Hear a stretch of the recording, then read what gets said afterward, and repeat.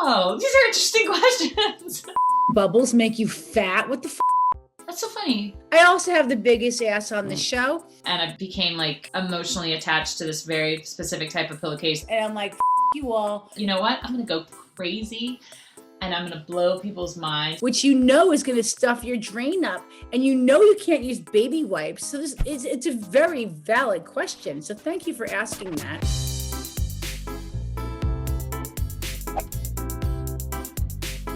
Oh. I don't care. Doesn't matter. They can stay on. No, I don't give a if you have shoes on or off. I like shoes. I don't want to smell your feet. I like to see your fashion. And I mop my floors daily, so it's not an issue. And I don't want you to feel like you have to do that. If I had carpeting, however, which I don't, your shoes would come off. But I don't have carpeting for that reason. I mean, I take mine off because I don't like to have shoes on in the house, so I take them off. But if someone comes over, it doesn't matter because you don't know what's on. You don't know. You know, let someone be comfortable. If they want to take them off, fine. If they don't, it's fine. I don't care. I go for still. I like acqua naturale. I like flat water because I read an interview one time where Valentino said, bubbles make you fat. I'm like, what? Frizzante? Bubbles make you fat? What the f? I guess if I'm hydrating, if it's about hydration, then I go for still. But for a little, but I also love fizzy water. So, because I don't really drink anything else. I'm very sensitive to sodium. Like I can like look at a potato chip and like I like gain like 20 pounds from and I like to eat salt and potato chips precisely. So I thought if I have to give up sparkling water, fine, it. Give me the potato chips and flat water and I'm good. Steak fry. My last meal on this earth would be my dad's like hockey puck, like burnt black burgers on his charcoal grill with his homemade like French fries, which he taught. Now I make them, but it's basically just fry, cut up potatoes with the skin on and like a whole onion in like oil. That's the best fry. My favorite French fries are the string fries at Balthazar. French, salty all the way. Give it to me, and ketchup or that mayo they put on the side. I love it. Eat it all up. I have no guilt. I also have the biggest ass on the show, and I love it. And my husband's not complaining, and that's that. I have a waffle maker, but we use it once a year, and it's like on Christmas Day. So pancakes we make a lot. So and my daughter likes pancakes. So and she loves to help me cook. So she'll say like, let's make pancakes, and then we make pancakes in the morning. And I don't like waffles. I've been to Roscoe's Waffles and Chicken, and that was kind of a different experience because that's when I lived in LA, that was like salty and sweet. But my husband makes ricotta pancakes with lemon zest infused. Oh my God, that's to die for, and I'll have that, and I have it generally on Mother's Day. I have it once a year. Other than that, I don't need waffles or pancakes. I really like food, and I go with my mood. If my mood says I want a dish of pasta or I want to have like a bunch of bacon and eggs and cheese and a croissant, like I go for it. I live my life. I could die tomorrow. I get hit by a bus tomorrow. Like, why should I stop living my life? I still get hired. Somebody's got to play somebody with an ass. I do it straight down the middle. I guess, yeah, even like a grilled cheese I would do. That's so funny. Yeah, and with her, I usually make her like a peanut butter sandwich. So I make her a half a sandwich and then I cut it into like eighths. So she has like all these little sandwiches. So there's that. Okay, so my husband sometimes cuts diagonally. Me, I'm not a sandwich person. Now I'm an open face sandwich person, and I cut it in half down the middle. But I really like open face because I love that Dr. Kensington special sauce. It's kind of like mayo with a little bit of spice to it.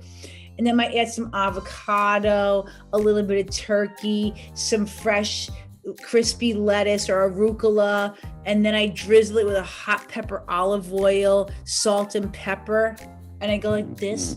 And it makes you feel like you're having a little bit of a treat as opposed to like a sandwich. So you're getting like a little bit of carb on a good brown bread, with some good ingredients. It's a very good question. It's a discussion we have daily. So my husband and I have decided that the pillows that we will have till we're dead. We have these 2 king-size pillows that are completely flat. They're so boring, but when you want to go flat, they're just perfect. Then we have the second layer. It's filled with some kind of down. We have the worst headboard. We don't have our whole bed thing worked out yet. So the second one is for elevation, for watching TV, or if you get a sinus infection, or if you're feeling like, oh my God, my face is a little puffy, let me elevate a little bit, whatever. He goes flat, I go elevated. Because I like salt, he likes sweets. Okay. I have a pillow obsession. So I have a pillowcase that I had when I was a little kid, and I became like emotionally attached to this very specific type of pillowcase that was made in like the 70s, and now have like found the exact same pillowcase, like vintage pillowcases of this exact pillowcase. It's deep. And then, right now it's like see-through, it's like disintegrating. And then the pillow that it's on is like a Target, like $3.99, like cheapy one. And it's like flat, it's like a pancake. But then I put that on top of like a squishy like down pillow. So it's kind of flat pancake with a disintegrating pillowcase on top of a squishy down pillow. The third pillow is not down, it's kind of poly-filled. And that is the one behind my head for when I'm sitting back and I want to watch Netflix and I'm like, you all, here is my pillow. My chin is not looking down because I'm always doing this. You're looking down, you're like this. You want to raise your phone up. And then when you're watching the TV, you go, okay, let's keep the neck up and watch TV like this. I don't care. Couldn't care. I don't pay attention. As long as it's like on there, because most of the time I just like leave it on the, like it doesn't even make it on the thing. So if it gets on the thing, I literally have never paid attention to that. People do though, right? Which is so weird. I don't care. Okay, so this is a conversation that I got into fights with my husband about. So according to my husband, and I completely agree with him now, the toilet paper has to go over because it gets dust. And we have a toilet paper holder that the top of it sits on top, so it has to kind of come over so it doesn't get dust. Me personally, I don't care what angle it comes from. I gotta wipe my ass. I'll fit, or my vagina. I'll figure it out. The good news for me, since I'm not in America, I have a bidet. Toilet paper. Listen, what happens when you run out of toilet paper and you don't have it? So you grab for the box of tissues, and then you like run with your pants down to go to wherever you got to go to get the paper towel, which is going to stuff your drain up, and you can't use baby wipes. So it's a very valid question. So thank you for asking that. Oh, these are interesting questions. It's probably between 68 and 70, somewhere in there. That's about right? I like my home to be cold. I think it keeps my face snatched. I like to sleep when it's really cold because I can and like then get cold and snuggle, and then I sleep like a dream. I dream better when it's cold. If I'm cold, I save money on heat. I wear layers. My bill here for heating, because when I first got here, I was jet lagged and I put the heat on. And in Italy, to spend money on the heat here is so expensive. I was like, oh no, bitches, put your sweaters on. No. I prefer a house with no heat, very little, and I like a fireplace. And I also, I love a clanking radiator. And I put the bowl with, on top of water, so it like gives a little steam. And then in the summertime, I love a good fan. And now into my 50s, with getting like a little bit of like the menopause kind of, a little AC here and there works for me. Oh, coffee. I had my coffee, and I literally had an entire luggage. It's on my Instagram. I had 9 luggages. One of them was filled with Bustelo. Cuban, yes, hello. And I only have 2 in the morning. I have 2 cups of coffee, and then I go to Earl Grey in the afternoon. I keep caffeinated.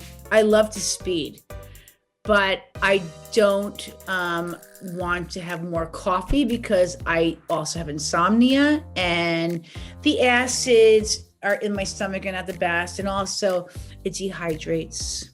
So we have to look out for our skin. I love coffee because it wakes me up. It's like I can't do anything before it.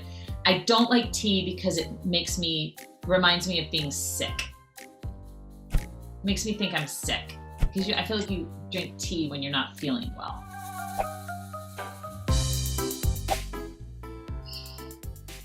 But Maggie's always been Team Josh because I've never really met Charles.